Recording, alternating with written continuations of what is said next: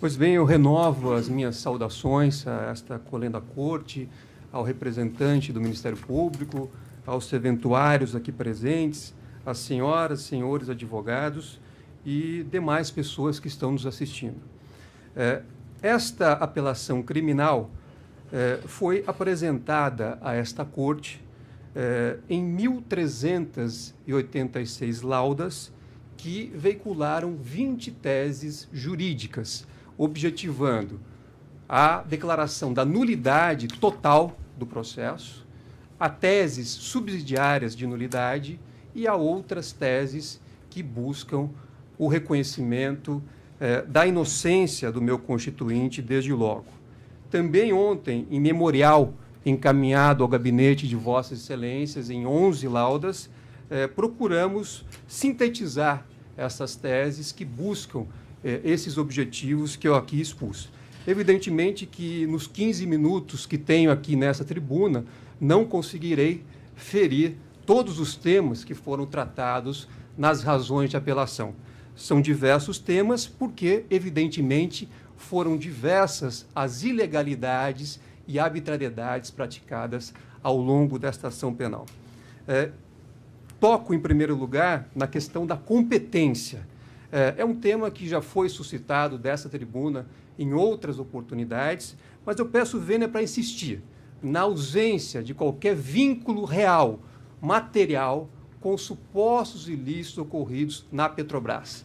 O que a acusação fez foi simplesmente construir uma narrativa, sem jamais ter apresentado qualquer elemento concreto que pudesse vincular as questões aqui discutidas, insisto, a supostos ilícitos ocorridos na Petrobras.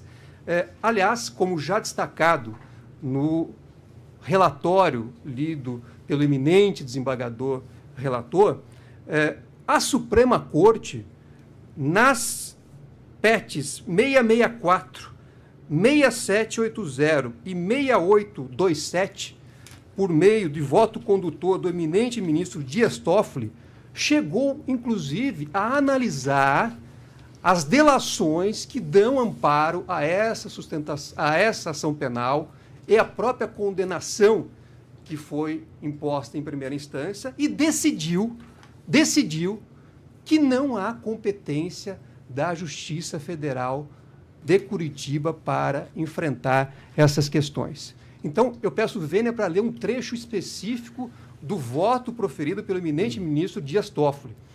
Os colaboradores Alexandrino Alencar, Carlos Pascoal, Emi Costa, Paul Altite, Paulo Ricardo Melo, saliento, todos aqui referidos nesta ação penal e cujas delações são aqui utilizadas, se referem à aquisição de imóvel para a construção de sede do Instituto Lula, bem como à reforma de um sítio em Atibaia, ambos custeados pela Odebrecht, segundo Alexandrino Alencar, como contrapartida pela influência política do ex-presidente em favor do grupo Odebrecht.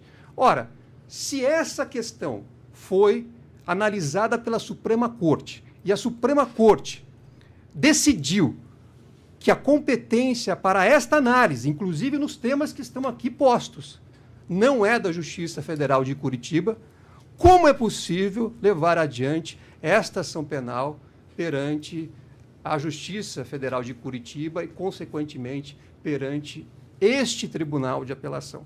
Trata-se, com devido respeito, de uma afronta a uma decisão do Supremo Tribunal Federal. Não é possível simplesmente encaminhar essas delações para a Justiça Federal de São Paulo, como decidiu a Suprema Corte, e, ao mesmo tempo, embasar esta ação penal nesses mesmos elementos. É sempre importante ressaltar que, inclusive, ontem, como é público notório, o Conselho Nacional do Ministério Público impôs uma sanção ao chefe da Força Tarefa da Lava Jato de Curitiba, justamente por ter criticado esta decisão da Suprema Corte, que retirou a competência da Justiça Federal do Paraná para tratar dos assuntos que eu aqui mencionei. Então, com a devida vênia, não é possível desconhecer que existe uma decisão da Suprema Corte que está em rota de colisão com a competência assumida pela Justiça Federal do Paraná. O recurso também enfrenta, como já exposto aqui no relatório, da suspeição dos membros do Ministério Público, porque a defesa insiste. Os membros do Ministério Público têm o dever de atuar com impessoalidade, legalidade e também com base na imparcialidade. O Ministério Público tem o dever de imparcialidade. Também suscitamos a questão da suspeição dos julgadores. O ex-juiz Sérgio Moro conduziu toda a fase de instrução desta ação penal. Conduziu com claros objetivos políticos, em busca dos aplausos e para construir uma imagem de combatente, que é, evidentemente, incompatível com a figura do juiz. Para saber se há suspeição ou não, basta verificar onde está hoje o ex-juiz Sérgio Moro.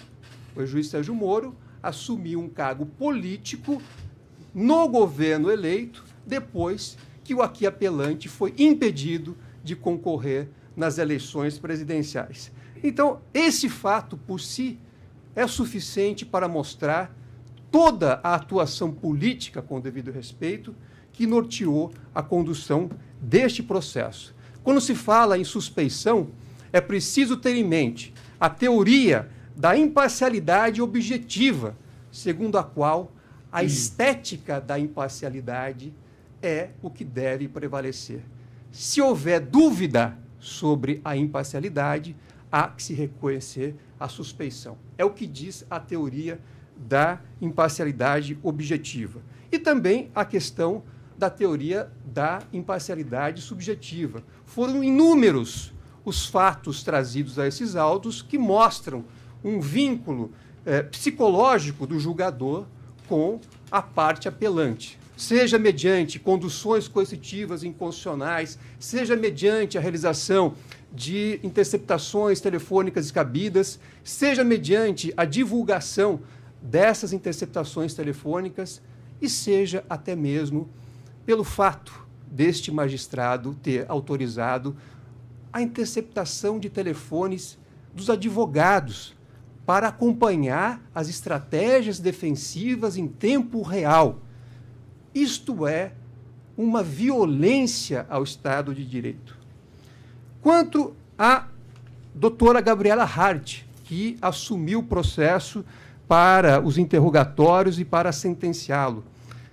Primeiro, foram apontadas as designações misteriosas de Sua Excelência, a sua posição autoritária durante o interrogatório. E o fato de Sua Excelência, com devido respeito, ter, em 29 dias após receber a conclusão dos autos, ter proferido uma sentença em um processo que, naquela época, tinha mais de 110 mil páginas, mediante o aproveitamento de uma sentença anterior do próprio ex-juiz Sérgio Moro. E notem, Vossas Excelências, que a douta juíza Gabriela Hart não fez qualquer referência que estava copiando a sentença do juiz Sérgio Moro. Simplesmente, ela assumiu como seus os argumentos, os fundamentos daquela decisão. E aqui, nesse ponto, eu gostaria de lembrar e louvar decisão recente proferida por esta colenda turma julgadora, no dia 13 de novembro de 2019. E, naquela oportunidade, o voto condutor do eminente desembargador Gebran Neto bem lembrou que, para anular aquela sentença, que naquele caso houve dúvida razoável de que houve interceptação ilegal. Vossa Excelência coloca isso em seu douto voto como um dos fundamentos, a dúvida sobre a existência de uma interceptação ilegal. Vossa Excelência também coloca, entre aspas, não se tem certeza acerca da credibilidade do material colhido nas interceptações telefônicas realizadas nos presentes autos. E depois, o eminente desembargador Leandro Paulsen acrescentou, e são palavras de Vossa Excelência, desembargador Paulsen, trazendo Vossa Excelência censurando aquela conduta, porque trazendo como se fossem seus os argumentos, reproduzir como seus argumentos de terceiros, copiando peça processual sem a indicação da fonte. Não é admissível. São essas as palavras do eminente desembargador Leandro Paulsen. Ora, o que se tem aqui no caso concreto? Tem-se exatamente esta situação.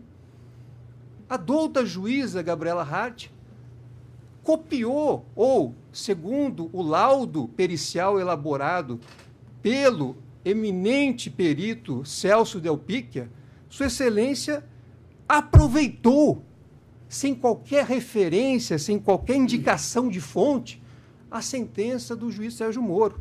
Isso é inadmissível.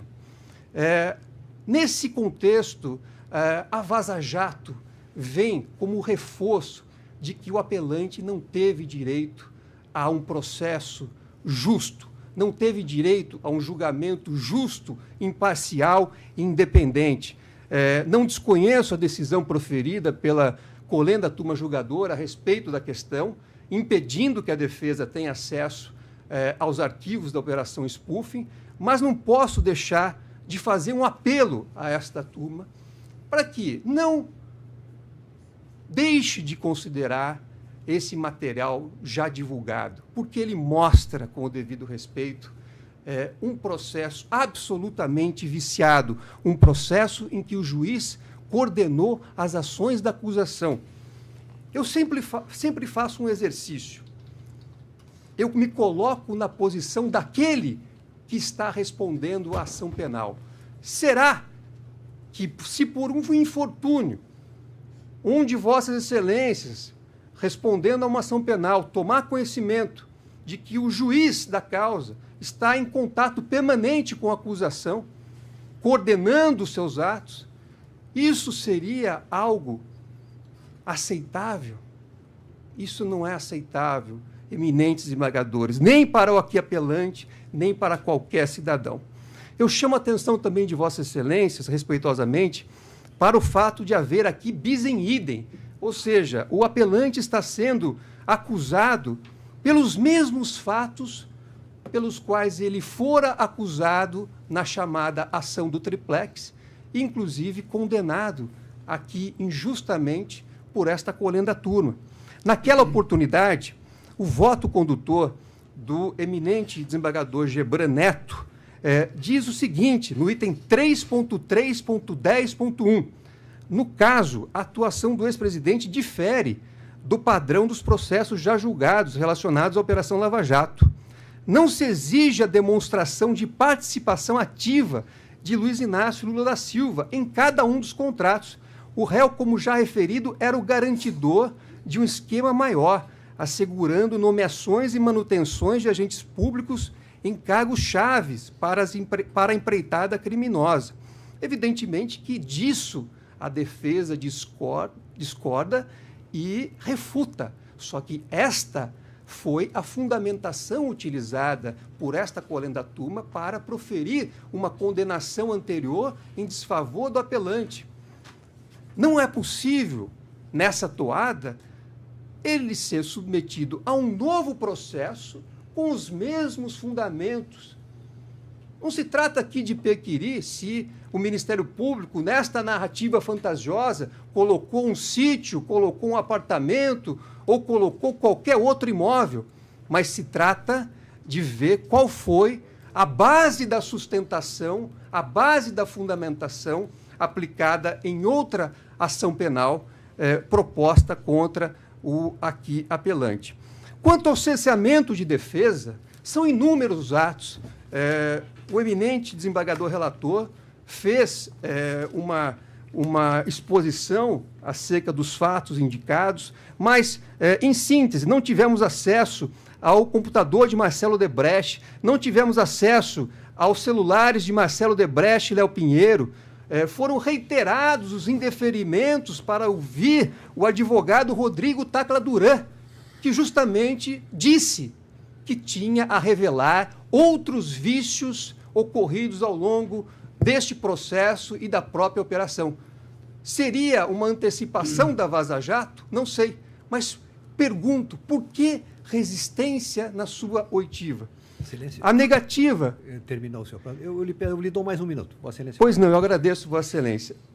A negativa de acesso às supostas cópias dos sistemas, negativa de acesso a todos os elementos atinentes aos pactos delatórios utilizados pelo Ministério Público, a negativa de acesso ao acordo de colaboração de Pedro Barusco perante a Justiça do Rio de Janeiro, a negativa de acesso a diversos procedimentos com pertinência temática a esta persecução, a negativa de acesso a procedimentos relacionados ao Beto Youssef, o indeferimento de pedido de esclarecimentos ao Departamento de Justiça americana, que reconheceu ter feito cooperação informal para este processo com o Ministério Público, o indeferimento sucessivo para apresentações de alegações finais entre delatores e delatados, tese, inclusive, sufragada já na Suprema Corte, tanto no seu órgão fracionário, a segunda turma, como também no plenário daquele tribunal. E mais, a desconsideração da declaração de Jacob Ittar. Excelência, desculpe lhe interromper, mas... Eu vou concluir, Excelência. Realmente, foi tocado o nome de Jacob Ittar aqui pela acusação, só que a douta juíza de primeiro grau, e assim como o juiz Sérgio Moro, se negaram a levar em consideração as declarações de um principal ator desse processo, inclusive referido nas alegações finais proferidas nesta data. Eu encerro aqui dizendo, Excelências, que não se deve aqui limitar a discussão em torno de sítio ou de qualquer outra coisa. O crime de corrupção passiva pressupõe o quid pro quo. É necessário saber se o funcionário público utilizou o seu cargo, as suas funções e exigiu contrapartida em razão dela. Este é o crime de corrupção passiva. E não há nenhuma prova, absolutamente nada, que possa mostrar que o ex-presidente Luiz Inácio Lula da Silva, no exercício de seu cargo, tenha solicitado ou recebido qualquer vantagem devida para a prática de um ato da sua atribuição enquanto presidente do país.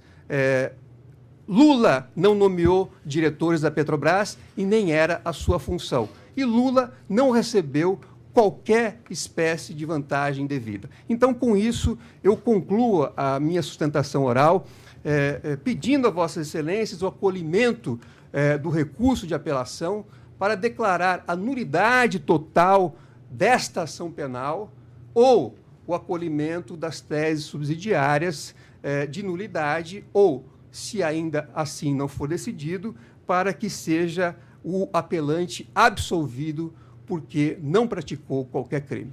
Muito obrigado. Convido agora o próximo.